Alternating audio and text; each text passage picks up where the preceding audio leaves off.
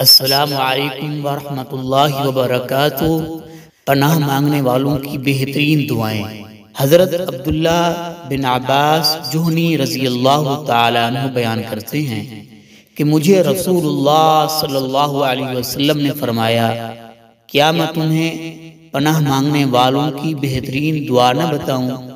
صحابی نے عرض کیا، کیوں نہیں یا رسول اللہ صلی اللہ علیہ وسلم؟ تو آپ صلی اللہ علیہ وسلم نے فرمایا، قل اعوذ برب الفلق، قل اعوذ برب الناس۔ یہ دونوں صورتیں پناہ مانگنے والوں کی بہترین دعائیں ہیں۔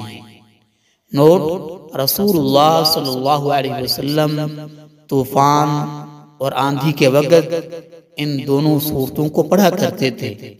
آپ صلی اللہ علیہ وسلم نے حضرت عقبہ بن عامر رضی اللہ تعالیٰ عنہ کو ان دونوں صورتوں کو پڑھنے کی وصیت بھی فرمائی۔